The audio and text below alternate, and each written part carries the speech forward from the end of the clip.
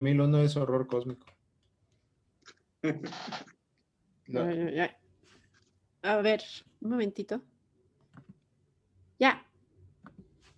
Bueno, pues bienvenidos a la reunión número 100 del Círculo Lovecraftiano y Horror. Y vamos a seguir con un relato que se llama El demonio del movimiento, que es de un autor muy oscuro, Stefan Gravinsky. Oscuro porque realmente sus obras se dieron a conocer hasta los 90 del siglo pasado. Él es un autor polaco, aunque algunos lo consideran ucraniano porque vivía exactamente en la frontera. De hecho, su pueblo se movió durante la guerra, la frontera entre Polonia y Ucrania, ¿no? Él nació en el 87, 1887, o sea, todavía es decimonónico, y murió en 1936, un año antes, me parece, ¿no? Que Lovecraft, más o menos para que vayamos ubicando, ¿no? La mayoría de sus obras versan con el horror, la fantasía, lo weird, lo bizarro. Se le ha llamado que es un escritor oscuro, singular, extraño. Muchos de sus textos son surrealistas o son explícitamente eróticos, ¿no? Hay mucho debate porque algunos estudiosos lo han llamado el Poe, el Edgar Allan Poe polaco, o incluso le han llamado el Lovecraft polaco, y hay mucho debate ahí todavía que tiene que ver con eso, ¿no?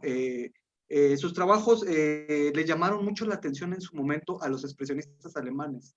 Eso es muy interesante. Algunas de sus obras fueron llevadas a la pantalla, aunque no salieron de Polonia ni de esa parte de Europa Oriental. No fue tan conocido. Él tiene una historia interesante, al igual que Louise Stevenson y al igual que Stoker y que otros autores. Él tuvo unas grandes enfermedades de niño que lo tuvieron postrado en cama, y al igual que a los otros autores, pues la gente se la pasó contando historias tremendas de horror, ¿no? Tradicionales, mitos, y los estudiosos piensan que de ahí devino mucho de ese imaginario que después él iría construyendo en esos años de cama y enfermedad, ¿no? Cuando crece, se va a estudiar a la Universidad de Lviv y descubre que tiene tuberculosis, una enfermedad que lo seguiría toda su vida y que acabaría por matarlo. Y era una enfermedad que tenía muchos de su familia padecían eso. Él era panteísta, estudió mucha teosofía, mucha demonología, cosas ocultas, pudo hacer viajes a Austria, a Italia y a Rumania. Fíjense qué interesante, viajó por Rumania. Y bueno, yo diría que su imaginario simbólico con el que construye su obra, que es bastante extraña, me parece que tiene que ver con vertir estos símbolos en ciertas figuras que usa para su obra, ya sean espectros, demonios, brujas, espíritus, incubus. Utiliza mucho la figura del doppelganger, que ya hemos visto aquí algunos cuentos de Maupassant y de otros sobre esta figura, ¿no? Y bueno, en sus últimos años, pues lo fueron abandonando, no lo reconocieron en vida, no se le reconoció su obra, tuvo críticas muy malas, su obra tuvo críticas muy malas, lo sumieron en el ostracismo. Él también se recluyó y se fue a vivir al campo para mejorar su salud, y murió tristemente con muchas carencias, con mucha pobreza, ¿no? Yo quisiera mencionar algunas de sus obras. Tiene mucha obra. Voy a mencionar solo algunas. Entre novelas, por ejemplo, algunas que me llamaron la atención, está La sombra de Bamopet, imagínense, de 1926. Ha de ser una cosa tremenda esa novela. Tiene otra que se llama Salamandra del 24. Tiene obras de teatro, entre ellas está Fuerzas Oscuras, así se llama una de sus obras de teatro. Y tiene colecciones, por ejemplo, El demonio en movimiento, que es de donde sacamos el relato de hoy, de 1919. Tiene El libro de fuego, de 1922. En las sombras de la fe, de 1909. Y tiene muchísimas historias cortas, algunas muy interesantes, por ejemplo, El vampiro, que es de 1909. La dama del castillo blanco, que es del 19. Y El cuarto gris, de 1915. Es por decirles solo algunas de sus obras. Escribió mucho, fue muy prolífico. Y lo interesante de este autor, me parece, es que está en la bisagra, está en el umbral entre el siglo XIX y el siglo XX. Entonces tenemos por una parte toda esa gran tradición del XIX que se negó a irse, y tenemos todo este futurismo mecánico industrial que viene con el positivismo y todo esto del siglo XX. Entonces él fue de esos autores que les tocó ese umbral de ilimitada confianza y temor también al futuro. Y bueno, gracias a Miroslav Lapin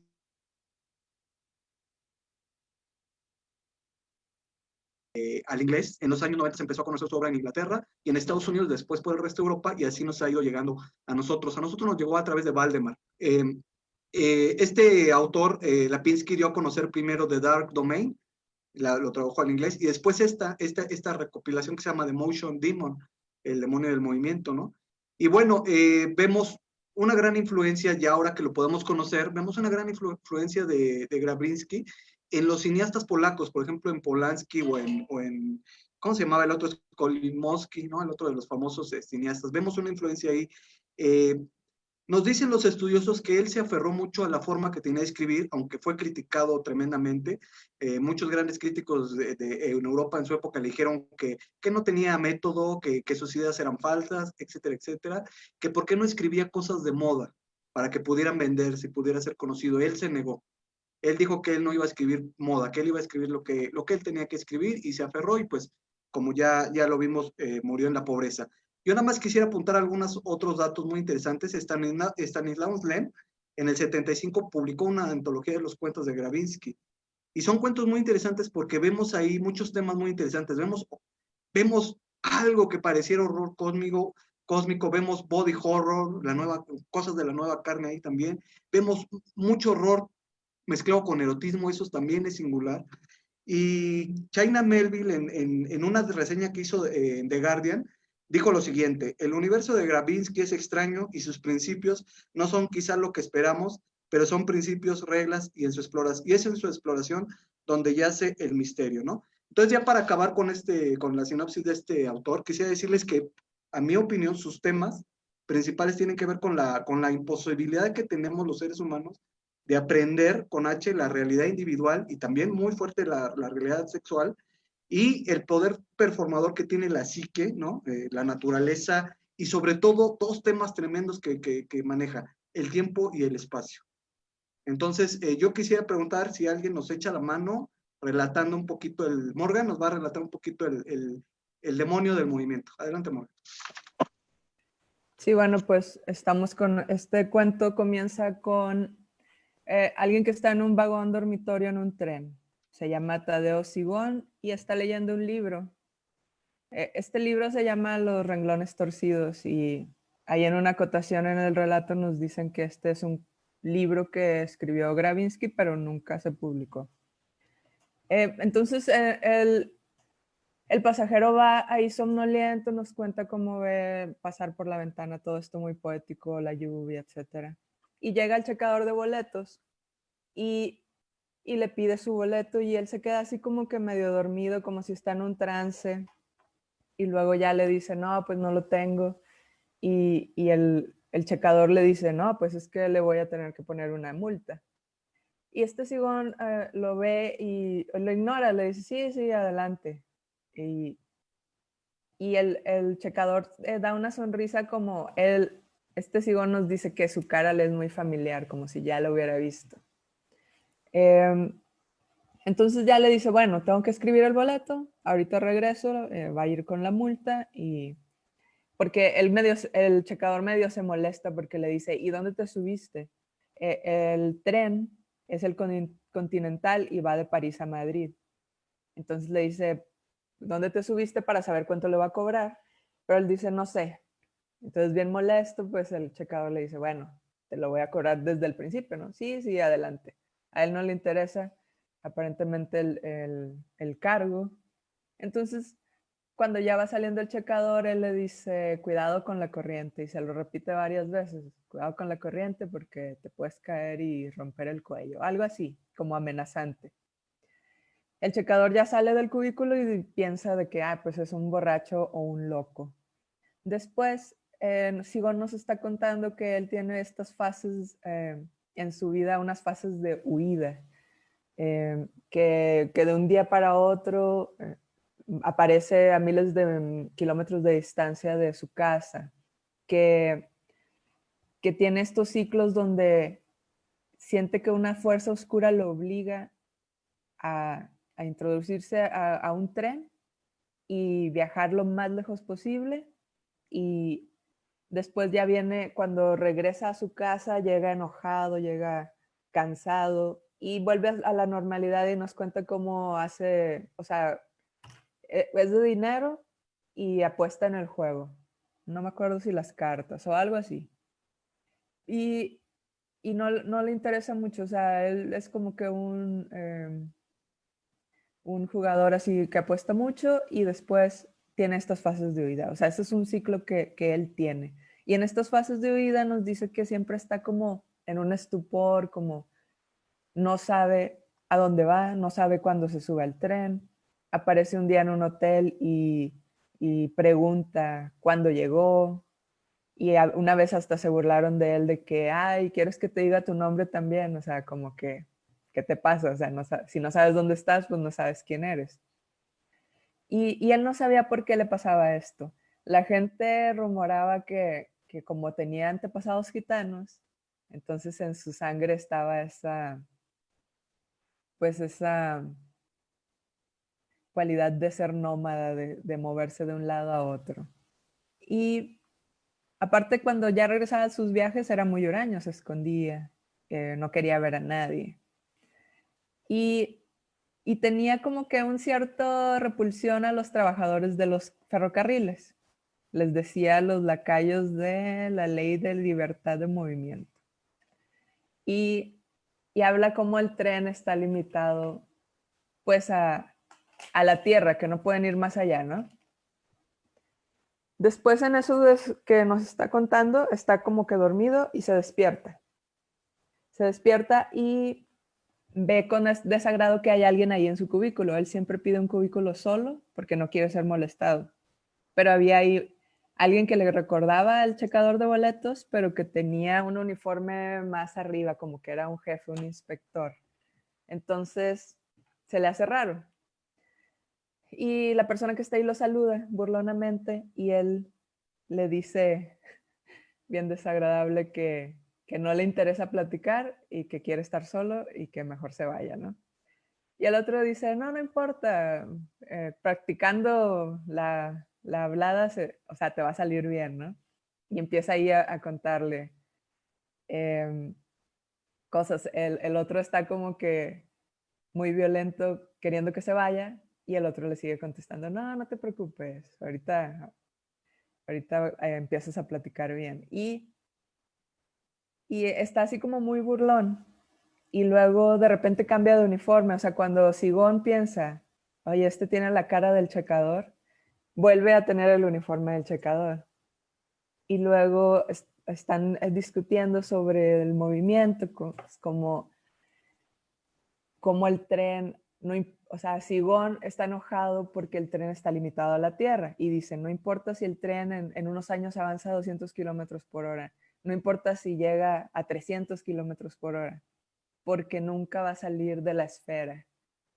Entonces el otro se divierte con lo que está platicando y, y le dice que sí es cierto, pero que pues a él no le importa. Incluso Sigón empieza a hablar de cómo el tren al momento de hacer su viaje en la Tierra, en el espacio también está situado en un espacio particular, ¿no?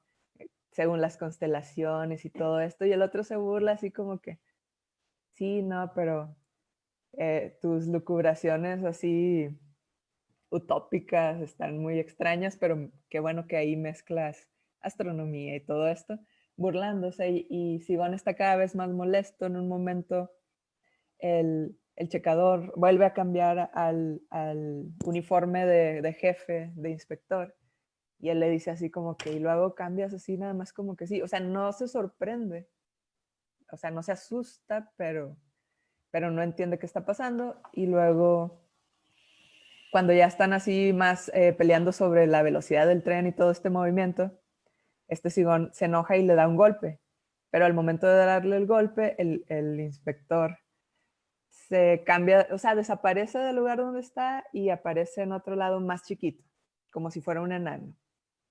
Entonces todo esto está ahí muy surrealista. Después, pues Sigón está pensando que,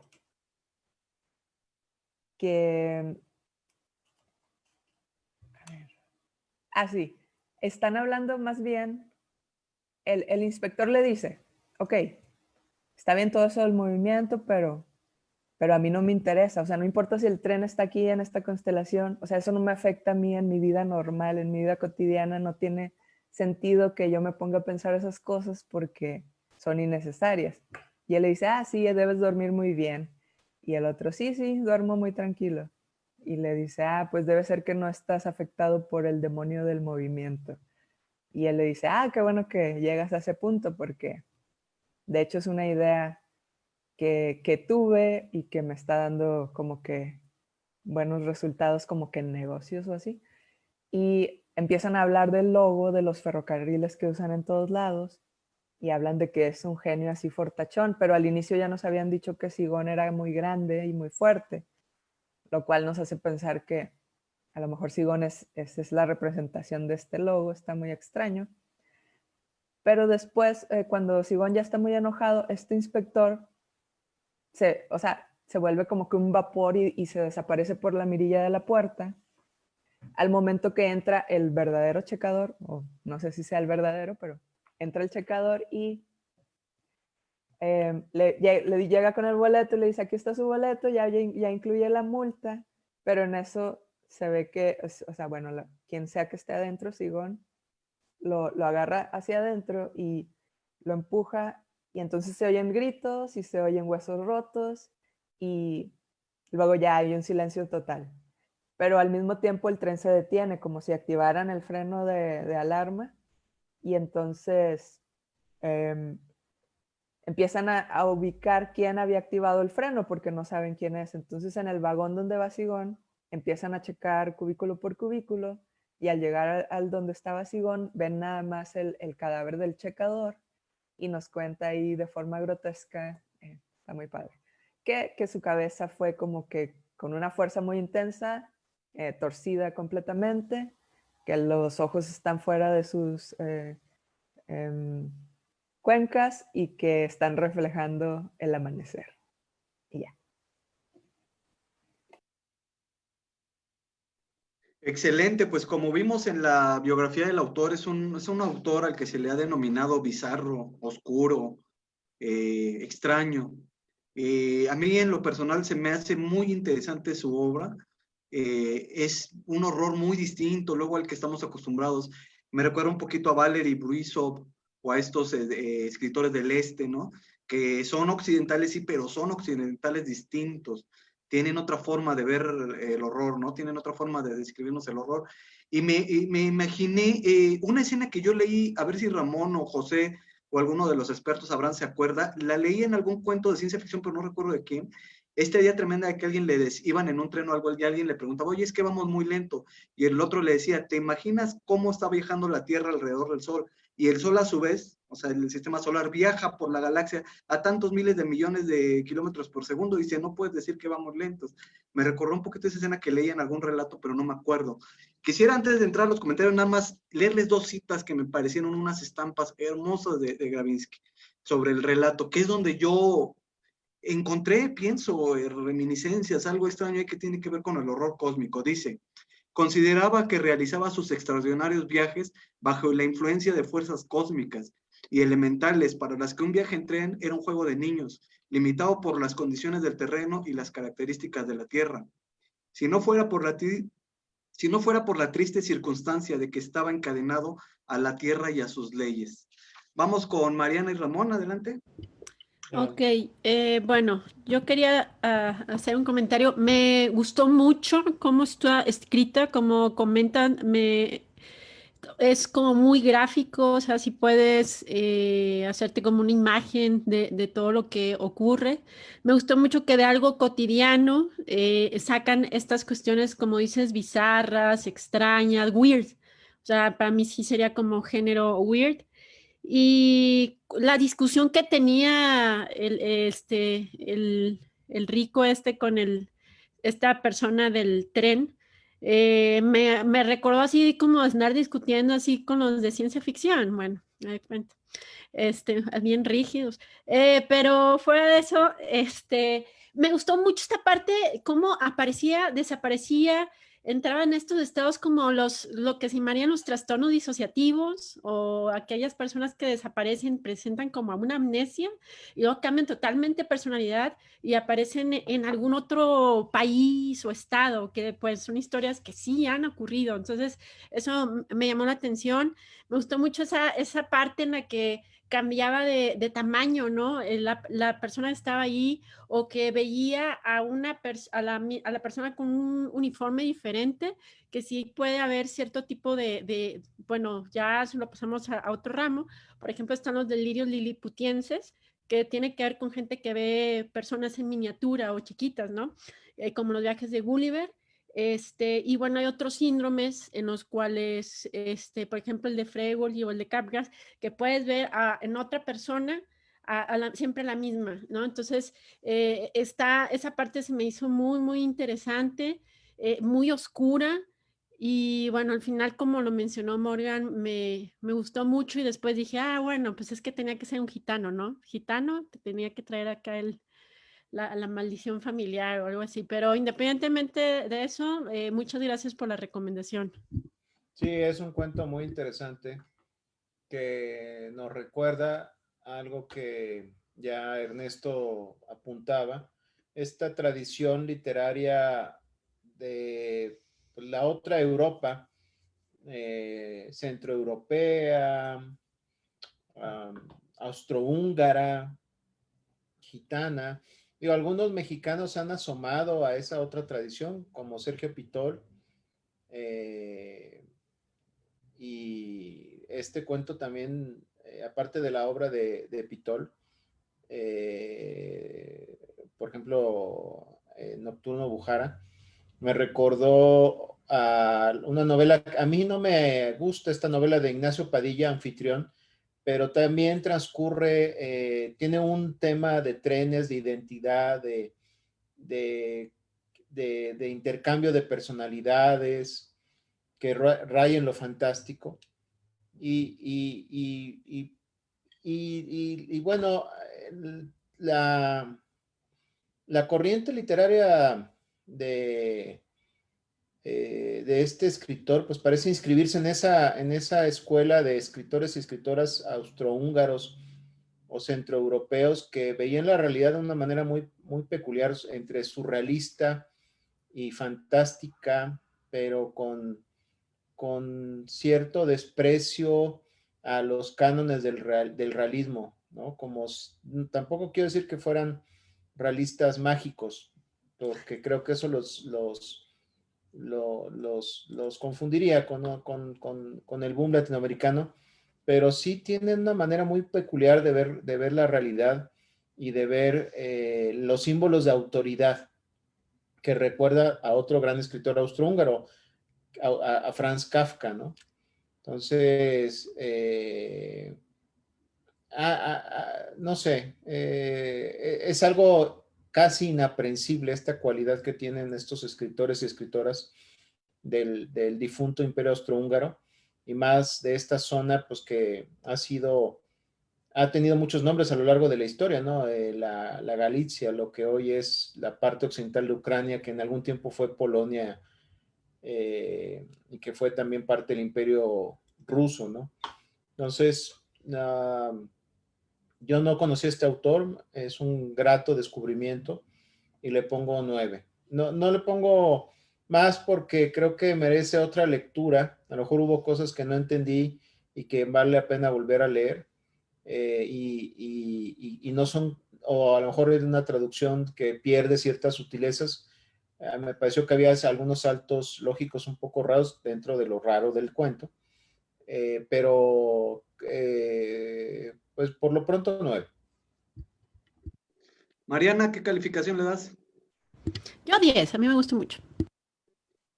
Pues muy interesante lo que nos comenta Mariana sobre los desórdenes. Esa parte, pues yo no la había visto porque no sé mucho de eso, pero yo me lo había imaginado más como una cosa sobrenatural. Y lo que nos apunta Ramón de cómo ese territorio ha dado autores, por ejemplo, como Kafka u otros, como los que mencionamos, que realmente es una mirada muy, muy rara, muy alejada tal vez a lo que estamos acostumbrados, que es a la mirada estadounidense y a la mirada inglesa y a la propia nuestra, por supuesto. esta gente del este tiene una visión muy distinta de la realidad y también entienden el horror de otra forma, ¿no? Vamos con Octavio, por favor. Octavio, adelante. Excelente. Pues muy interesante relato. El autor es muy, pues ya vieron, no es precisamente calificable dentro de alguna rama determinada del horror. Le aplica bastante lo de el calificativo weird. Yo, sin embargo, lo ligo un poco más a la tradición europea inaugurada por Hoffman, el gran revolucionario del cuento weird, del cuento de horror, opositor del realismo, etcétera, etcétera, que obviamente pues un siglo antes empezó con la semilla que rindió frutos, pues no solo en Europa, sino, bueno, Latinoamérica también, etcétera, etcétera, que es la gran evolución del relato fantástico, colindante con el horror, específicamente con el weird aquí, que, bueno, el relato pues en sí no busca provocar terror, es fantástico, pero está normalizado lo que está pasando, es decir, no hay un escándalo racional en el protagonista cuando se enfrenta con este demonio, con esta aparición demoníaca, que le revela que al final de cuentas es parte de un juego en el cual él no tiene ni voz ni voto, lo cual lo liga sí con el cosmicismo. No tanto por la mención cósmica que hay por ahí de planetas y ese onda, sino por el hecho de el aprender que tu realidad aparente en realidad no es una realidad tal como tú la habías concebido, y que hay por ahí otros poderes superiores que son los que realmente están tirando de la cuerda. Entonces esa parte está muy interesante. El tema del tren como relato, no solo de horror, sino como relato en general, pues es muy recurrente. Creo que su simbolismo, cuando no es fálico, evidentemente pues da para mucho. A mí me recordó, no que este relato me recuerde a Ana Starobinets, pero es fácil encontrar en Una edad difícil un relato de Ana Starobinets, La familia se llama, que nos presenta una situación un tanto similar. Si no lo han leído, no lo voy a discutir o no lo voy a comentar a profundidad para no spoilearlos. Buen relato que vale la pena leer, en general todo lo de esta muchacha, buena mujer. Pero también nos habla acerca de un pasajero de tren que un buen día lo aborda y se baja y resulta que pues ha viajado más allá de lo que él pensaba que podía viajar, a otra realidad, donde él sigue siendo una persona, pero es una persona diferente, con circunstancias de vida distintas, etcétera, etcétera. Y por ahí el tren, como, fíjate, lo curioso, hago paréntesis, el otro relato, hablábamos acerca del río como medio de transporte que nos lleva por ahí a una involución o progresión de la humanidad o retrovolución, etcétera, etcétera. Y aquí estamos hablando de este tren curioso que también sirve como un vehículo para dimensiones o para como una trampa para el humano, donde en realidad no eres cambio y eres un juguete de fuerzas extrañas que no conoces. Y sí, el de Starobinets a lo mejor no es el mejor relato de la antología de Una edad difícil, y no toma precisamente el tema del doppelganger, precisamente, más bien es una transmutación, pero vale mucho la pena leerlo. Entonces, a lo mejor para alguna celebración posterior valdría la pena retomar a la autora. ¿Qué más? Pues no, mucho, técnicamente está muy bien. Todo el libro en general se siente como un libro conceptual muy interesante, entonces vale mucho la pena, ya que está por ahí disponible, pues dar una leidita a los demás relatos. Sí es un autor que vale la pena conocer y pues sí, tiene muchas diferencias culturales significativas que hacen que a pesar de que ya tiene un siglo lo que escribió, sí se siga sintiendo nuevo para nosotros, lectores occidentales, modernos. Entonces, vale la pena darle su ojeada a este autor. De calificación, un 8. Fíjate que se me hace muy interesante eso que nos comentas, Octavio. Yo no lo había vinculado, pero tienes toda la razón. La gran influencia de Eta Hoffman. Ahí, sí, por supuesto, que ese seguramente eso le llegó. Y también deberíamos volver a leer a Ana Nevitt, se dice, tiene cosas interesantes. Sí, esta gente que escribe desde el este es una mirada tan singular como cuando leemos a los orientales o cuando leemos, creo que no hemos leído aquí de África, pero son miradas distintas desde lugares muy, muy, muy distintos a los nuestros, ¿no? Vamos con el comentario de Rodrigo. Rodrigo, adelante, por favor. Les decía yo al inicio de la sesión que encontré este vaso comunicante de algunos conceptos científicos en tres de los cuentos. Mencionaste algo muy importante, Ernesto, en tu introducción. Esta cuestión de el interés que tenían este escritor en particular por el espacio-tiempo. Hay que recordar que en la época en la que escribe, pues fue una época de cambio en el pensamiento humano. Inicios del siglo XX, Einstein deshace el paradigma de la física y de la ciencia en ese momento, de la ciencia natural totalmente, al decir que Newton pues no estaba equivocado, pero estaba incompleto, y le mete una nueva dimensión al mundo real, ¿no? Esta dimensión que él llamó espacio-tiempo, y que vulgarmente se le conoce como cuarta dimensión. Y este cuento, yo voy a ser sincero, no me gustó mucho cuando lo leí. Sin embargo, me quedó como un gusanito en la mente, porque esta idea del demonio, dije, este demonio está simbolizando algo, y no lograba recordar que, hasta que ya pasado un rato, recordé que existen un par de ejercicios intelectuales dentro de la ciencia, propuestos por científicos, y que justamente les llaman demonios. Uno de ellos es el demonio de Laplace, que esta idea del demonio son ejercicios intelectuales en los que a un ser se le dan habilidades sobrehumanas, no sobrenaturales, sino sobrehumanas. Es como un humano llevado al límite y puede hacer algunas proezas que los humanos promedio no podríamos hacer. El caso de Laplace tiene que ver, es una explicación del determinismo científico, ¿no? Básicamente es llevar al absurdo la idea de que si uno conoce todas las posiciones de todas las partículas de todo el universo, entonces va a poder ser capaz de predecir qué va a suceder a continuación, porque va a saber efectivamente hacia dónde se va a mover cada una de estas partículas. Entonces, se le llama demonio de Laplace. Es la idea de que todo el universo ya está determinado, que no existe libre albedrío. Bueno, eso ya filosóficamente se derivó después. Pero luego vendrá Maxwell con otro demonio, se llama el demonio de Maxwell, a decirnos que, bueno, esto no podría suceder, lo que nos decía Laplace, porque los sistemas siempre van a tender al caos, ¿no? Se va a acabar el orden. Y el demonio de Maxwell es un artilugio para introducir orden en los sistemas. No me voy a clavar mucho en la explicación, pero lo que vemos en este cuento, cuando se pone a hablar de movimiento y sobre todo cuando habla de que esta cuestión de qué te sirve moverte tan rápido o moverte durante muchísimo tiempo, si al final de cuentas estás parado en el mismo lugar. Son todas estas cuestiones que ya los científicos se hacían desde hace 200 años, ¿no? Y es muy interesante la época en la que escribe este autor, porque precisamente los intelectuales de aquella época eran muy diferentes a los intelectuales actuales, ¿no? En aquella época eran verdaderos hombres ilustrados que lo mismo conocían de política, de ciencias sociales, de ciencias naturales, de filosofía. Entonces, todo este cuerpo de conocimientos lo mete el escritor, o sea, queda claro que es una persona que conoce mucho sobre estos temas y quiere él generar su propio demonio, su propio artilugio para explicar qué pasa con esta cuestión del movimiento. Sí, lo mete en un disfraz de sobrenatural, en un disfraz, ya dijeron por ahí, weird, que con eso de weird yo tengo un problema, y al rato con el de Quincy lo voy a mencionar.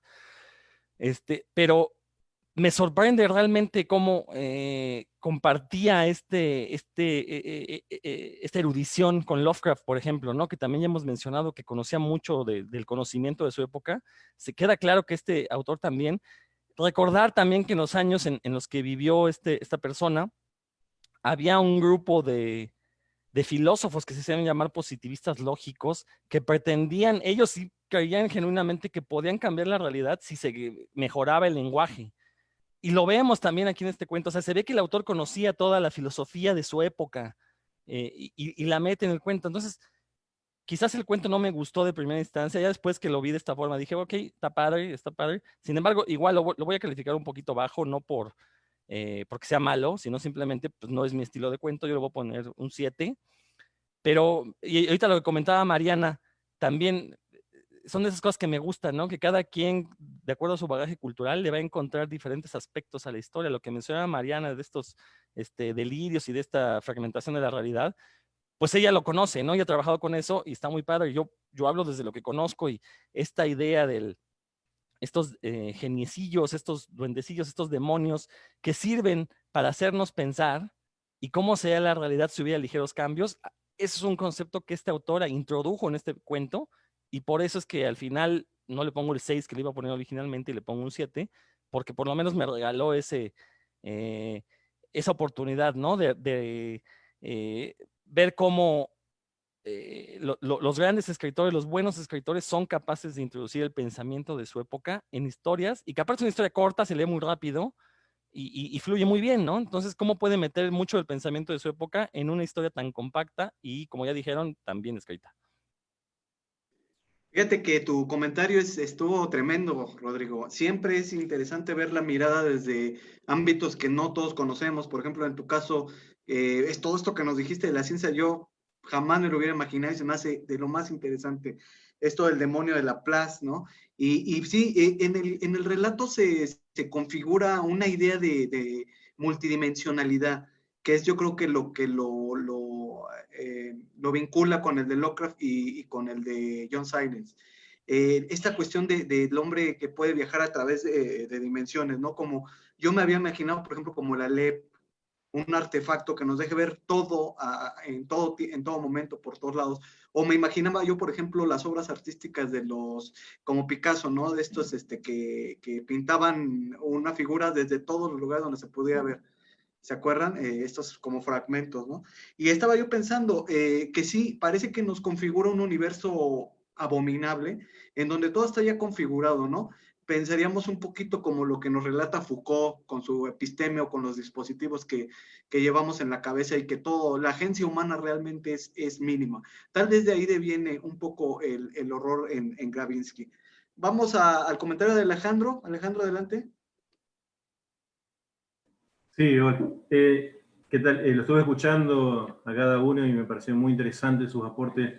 Realmente lo de Rodrigo, todo este movimiento que había en esa época científico, no lo conocía, así que me aportó una nueva visión sobre el relato. Lo que a mí me pareció muy interesante también es, yo cuando leo el relato me hace acordar mucho a Thomas Ligotti, en cierto sentido, porque me gusta mucho, no sé si han leído a Thomas Ligotti, no solamente las obras de literatura, sino el ensayo, La conspiración contra la especie humana, me parece fantástico, digamos, porque ahí está también Schopenhauer, está también Cioran, que son autores, digamos, que destruyen todo lo que creemos Kierkegaard también. Estable, y bueno, y a mí me pareció que el relato gira en torno a ubicar a este personaje, digamos, al protagonista, que se despierta en el tren, digamos, sin saber cómo llegó, cómo está ahí. Lo trata de ubicar como en una especie de broma, ¿no es cierto? Que todo termina siendo al final una broma. Y el personaje forma parte de todo ese teatro que hay detrás desconocido, digamos, y en los momentos que él es consciente, cuando se despierta del tren y dialoga con esta entidad, ¿no es cierto? Creo que nos habla mucho de la conciencia humana, ¿no es cierto? Es como un paréntesis en medio de todo un caos desconocido. Y también introduce este tema del conocimiento científico de la época, no solo se mueve el tren, sino el planeta alrededor del Sol y todo el sistema solar alrededor de otra cosa, todo está en movimiento, digamos como una especie de estructura fractal, ¿no es cierto? Siempre cuando te vas acercando hay otro nivel más, hay otro nivel más, y así.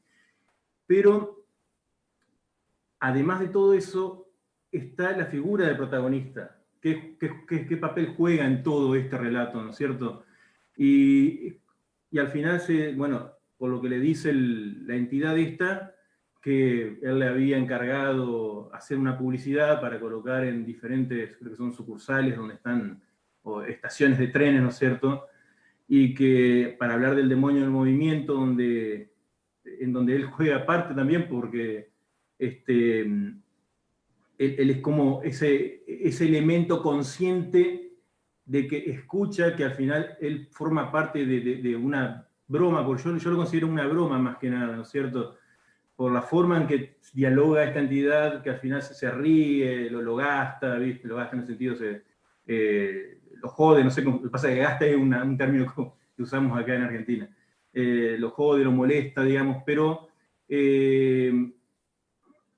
creo que el propósito, digamos, de lo que yo entendí del cuento es decirte, digamos, que vos, el ser humano con su conciencia, es una conciencia que está dentro de un juego digamos, de elementos sobrenaturales que desconoce, ¿no es cierto?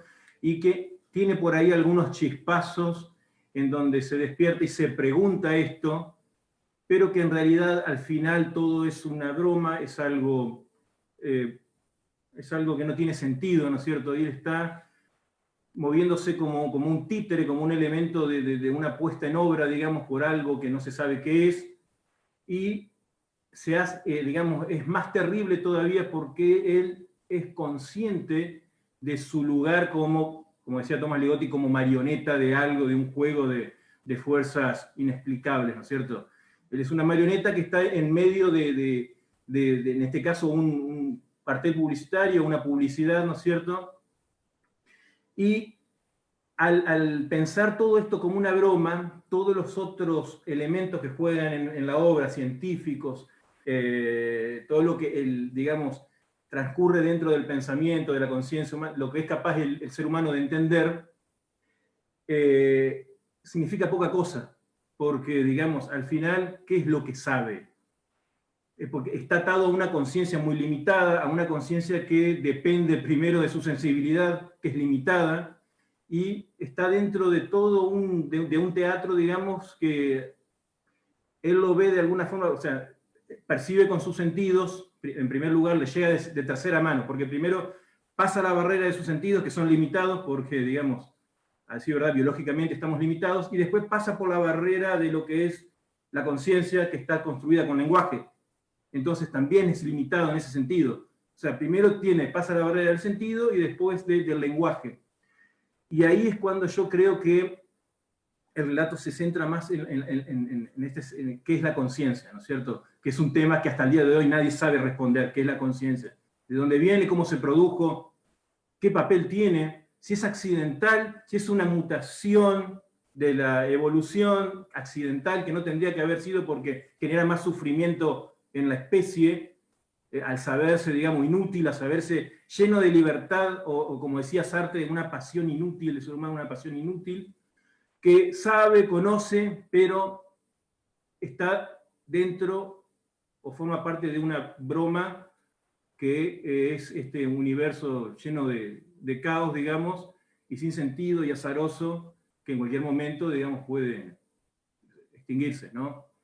Y bueno, eso me pareció muy interesante el relato, y le pongo un 8, le pongo a este relato. Me gustó mucho en ese sentido, porque me hizo acordar a Ligotti, es uno de mis autores preferidos, y toda la literatura weird, ¿no es cierto?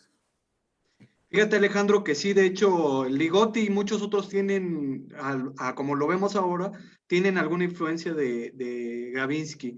Sí, claro que hemos leído a Ligotti, amado y odiado por algunos, controversial, muy controversial. Sí, hemos leído varias obras de él aquí. Volviendo a Gravinsky, yo quisiera retomar lo que había dicho Rodrigo cuando participó, porque tiene toda la razón. Uno lee el cuento desde donde uno viene, desde su formación y todo eso. Y es interesante lo que tú apuntas, Alejandro, porque le encontraste cosas que pues otros no habíamos visto, igual que Mariana lo hizo, igual que Rodrigo.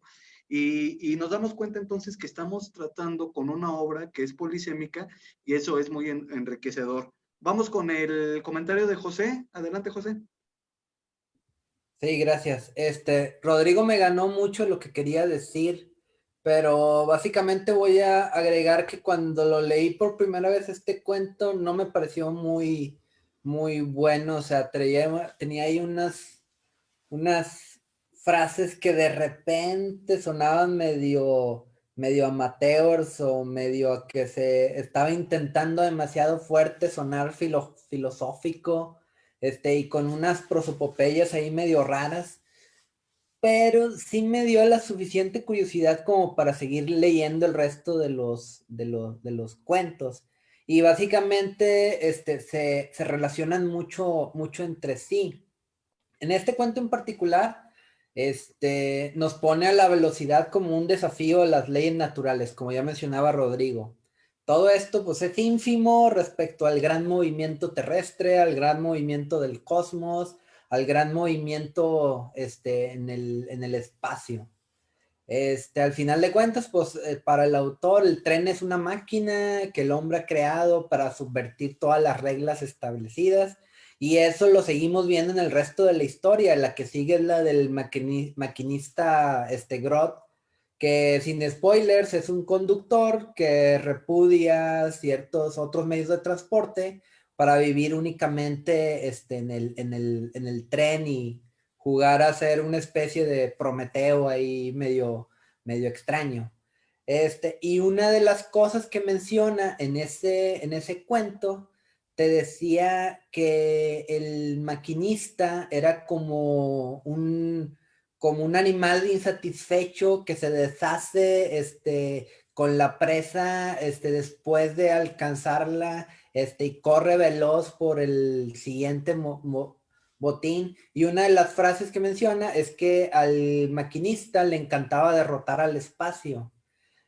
Amaba con todas sus fuerzas la eternidad del movimiento, el esfuerzo por seguir adelante, y ese es como que el hilo conductor de todo el resto de las historias, y se ve muy bien aquí en esta historia. Básicamente la máquina es un hechizo, la máquina es una magia que impulsa el hombre hacia lo imposible, que es derrotar el movimiento cósmico o ese tipo de cuestiones.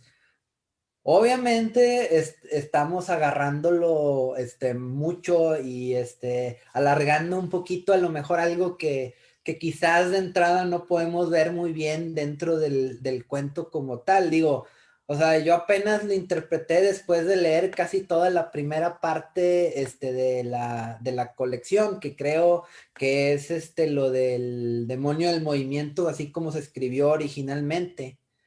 Y de hecho este cuento no es el de los mejores de esta colección. O sea, a mí me gustó más el del maquinista Grodd, me gustó más uno que se llama El Embadurnado, me gustó más uno que se llama el Pasajero Perpetuo.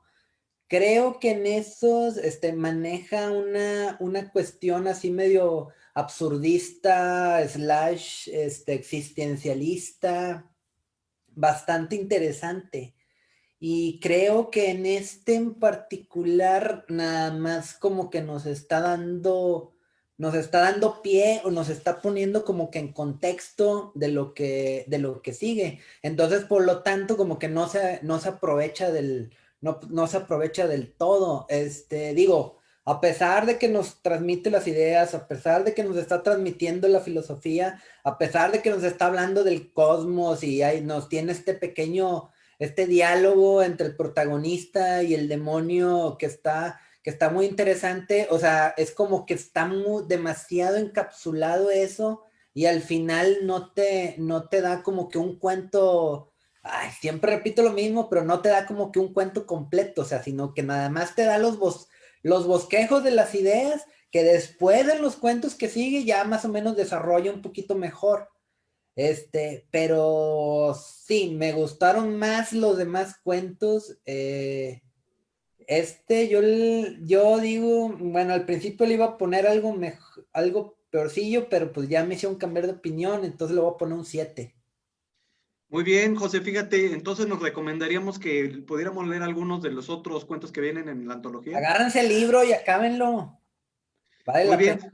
muy bien. Fíjense que ahorita que estaba José comentándonos, me vino a la idea, me vio una idea que José nos estaba diciendo, la cuestión en el cuento de la velocidad.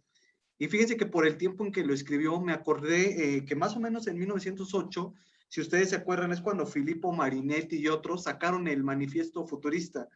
¿Se acuerdan de esa vanguardia en el arte, no? Y es bien interesante porque mucho tiene que ver con la máquina, mucho tiene que ver con la velocidad, Y recuerdo mucho una cita de los futuristas tremenda, ¿no? Una cita crítica tremenda que decía algo así como una máquina de carreras es 1000 veces más hermosa que la victoria de Samotracia.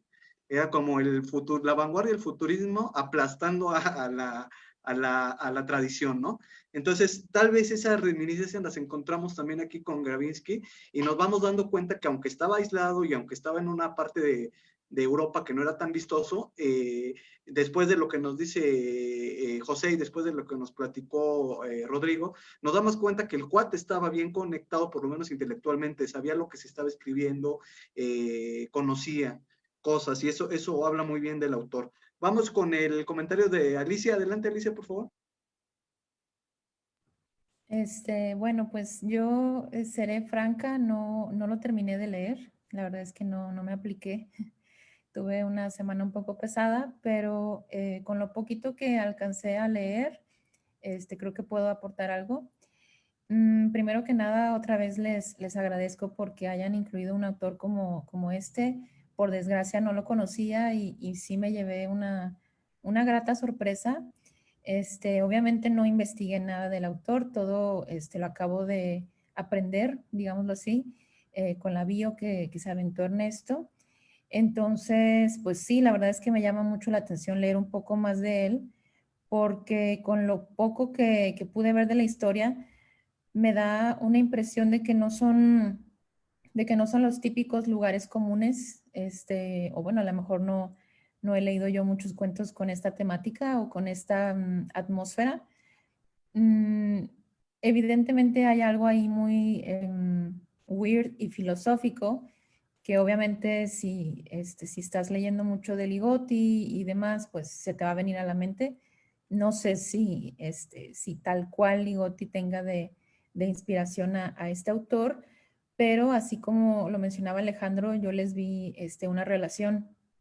Y bueno, todo el tema de cómo fue desarrollando poco a poco una especie de surrealismo, podríamos llamarlo así, eso sí me ganchó. Entonces, justo como decían Mariana y Ramón al inicio, yo creo que hubo cosas que no entendí, entonces me voy a dar la oportunidad de leerlo de otra, vaya, en una nueva ocasión, porque creo que hay muchos detallitos que vale la pena identificar y analizar de manera ya correcta, pero con el bosquejo, por así decirlo, el esbozo que pude alcanzar a leer así rápido, me sorprendió bastante. Generalmente a veces decimos, bueno, cuando leí esto me imaginé tal cosa. A mí sí se me vino a la mente un poco el cine de Ingmar Bergman, un poco, mientras lo iba leyendo, como que iba pensando en ese tipo de atmósfera. Un cine muy atmosférico y generalmente cuando leemos autores, pues a veces sí nos encasillamos un poco en ciertos autores de cierta nacionalidad, por ejemplo. Entonces siempre es bien notorio cuando un autor no es americano, no es inglés, no es mexicano. Entonces, desde el primer párrafo te vas dando cuenta de que esto tiene pues algo diferente, ¿no? Lugares no tan comunes, vuelvo a decirlo. Y la verdad es que cuando diste la biografía de este autor ahorita, justo en la sesión, me sorprendió cómo lo describías tan oscuro, porque con lo que leí no me dio esa impresión. O sea, creo que a lo mejor de nuevo me falta leerlo bien, pero coincido con Talamantes en que de seguro debe de tener mejores relatos que este.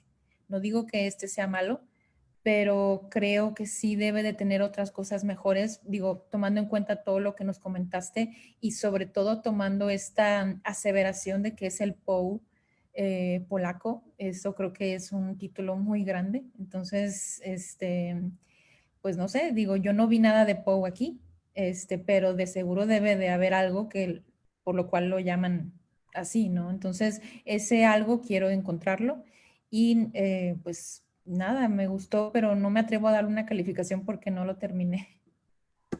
Muy bien, Alicia. Además, recuerden que, como les dije al principio, este autor lo llamé oscuro por desconocido, porque es un autor desconocido, por eso lo llamé oscuro.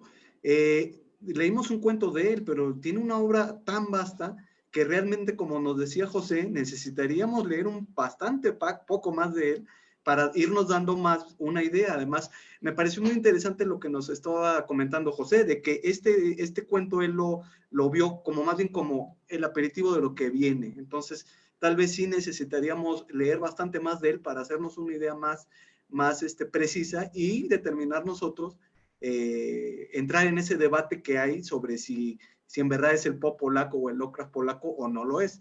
Recuerden que lo que nos comentaba Rodrigo y Talamantes en el chat, que tenía que ver sobre si podríamos llamarle como expresionismo. Recuerden que Miroslav Lapinski, que fue quien tradujo los textos de polaco a la lengua inglesa, y gracias a eso se empezó a conocer en otras partes del mundo, él dice en algunos de sus estudios que los expresionistas alemanes veían mucho el trabajo de Stravinsky, lo conocían. Entonces, puede ser que los expresionistas alemanes, Munro, ¿cuál fue el de Metrópolis? ¿Se acuerdan? Fritz Lang. Puede ser que se hayan basado un poquito tal vez en las obras de Stravinsky. Les digo que hay 1 o 2 películas de sus obras, sería interesante verlas. Yo la verdad, al conocer este dato, cuando leí el cuento, no sé, me lo imaginé en clave de expresionismo alemán. Me lo imaginaba con estos encuadres, con estas atmósferas, me imaginaba los juegos de sombras, ¿no? Y eso, en mi experiencia de leerlo, se me hizo muy bonito, ¿no? Vamos, yo creo que con el comentario final de Santiago, y ya cerramos para pasar al siguiente cuento. Adelante, Santiago. Gracias, ¿sí se oye? Bueno, mira, Fritz Lang fue mucho después que este cuento. Si lo influenció a él, porque Metrópolis salió después que este señor. Me pareció muy interesante lo que dice Ramón por el hecho de estos autores austrohúngaros. Si tú te fijas quiénes son los premios Nobel de literatura en el mundo, los que más se han llevado es Francia y Estados Unidos, Inglaterra, Suecia. Y a esta gente que era todo un pequeño círculo de Europa Central, todo lo que era el Imperio Austrohúngaro, los tenían ciertamente relegados, pero hace rato estaban mencionando a varios autores. Tenemos a Milos, tenemos a Stanislav Lem, que son grandes autores que se adelantaron a su tiempo, autores de ciencia ficción, y que pueden estar a lo mejor de cierta manera influenciados por esta cultura, esta corriente de quiero ser más, quiero ganarle. Esto eran las guerras en esos tiempos, querían ganar. Cuando en el cuento te menciona de que no, sí va a haber trenes que vayan a 200 kilómetros, va a haber trenes a 300 kilómetros. Güey, en los 80s, cuando Japón sacó el tren bala, viajaba a 250 kilómetros. Y ahorita tienes trenes que van de Italia, de Florencia a Francia, en menos de 3 horas. O sea, estás hablando de 300 millas, 300 millas. O sea, es casi el triple de lo que te mencionaba este señor. Entonces, es adelantado, lo es. A mí me encantan los cuentos de trenes, me encantan los cuentos de barcos, sobre todo si hay una especie de ocultismo ahí, pero creo que este cuento no lo logró en particular. O sea, fue muy rápido, fue muy acelerado, como que a lo mejor este autor puede ser un inicio de una idea, pero no la concretó para nada.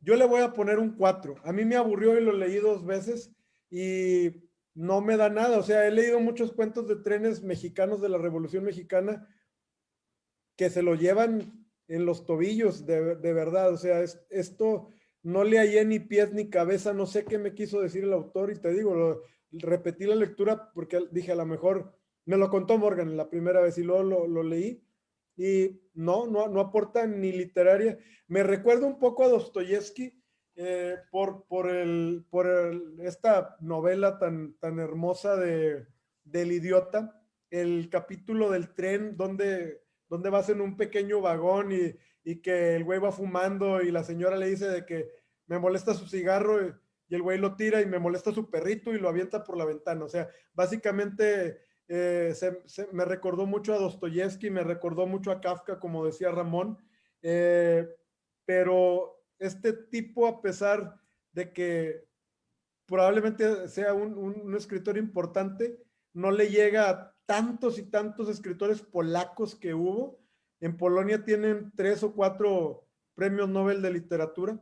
Ya mencioné a 2 de ellos, me falta una mujer. Hay una mujer que fue una de las primeras polacas en recibir un premio Nobel de literatura, una de las primeras mujeres de recibir un premio Nobel de literatura. Y este señor, la verdad, no... voy a hacerle caso a Pepe, voy a leer un poco más de él, a lo mejor me estoy equivocando, pero este cuento falla totalmente. Es como que te doy una idea. Oye, Neto, deberíamos de construir un edificio bien grandote. Ah, sí, güey, órale, güey. O sea, dime más, güey. O sea, ¿cuál es tu idea? Esto no tiene ni pies ni cabeza. Entonces yo le doy un 4. Pero me gustó la escena de la predicción del tiempo, de que va a haber trenes más rápidos. Este señor se adelantó a los 80s. No llegó al 2020 que estamos ahorita, que te digo, hay trenes más rápidos en Europa de lo que alguna vez Julio Verne se imaginó que iban a existir. Oye, Santiago, a ti que te gustan mucho las motos, fíjate que vi un video que han de haber visto por ahí de una moto que llegaba a 400 kilómetros por hora. Fue una colaboración Ducati-Lamborghini y no sé cómo no salió volando. Porque velocidad. Bueno, pues miren, en lo que cerramos este relato, en lo que vemos qué calificación obtuvo el oscuro Gravinsky, yo quisiera nada más recomendarles, de verdad les recomiendo mucho el prólogo que hace Jesús Palacios en la edición de Valdemar, fue la que subí al grupo, se la recomiendo mucho, es una descripción muy, muy interesante sobre Gravinsky, sobre el mundo en el que él vivió, ¿no? Un autor que, como decía José y como decían algunos otros, tal vez valdría la pena leer un poco más, conocer un poco más de él, a ver qué podemos encontrar, ¿no? ¿Tenemos por ahí la calificación? A ver si sacó. Sí, es 8.8. 8.8, Me nada mal. gustó mucho, le di 9. Bueno, pues vamos a terminar esta parte de la sesión. En 5 minutos regresamos con Thomas de Quincy, un extracto de Suspiria Profundis.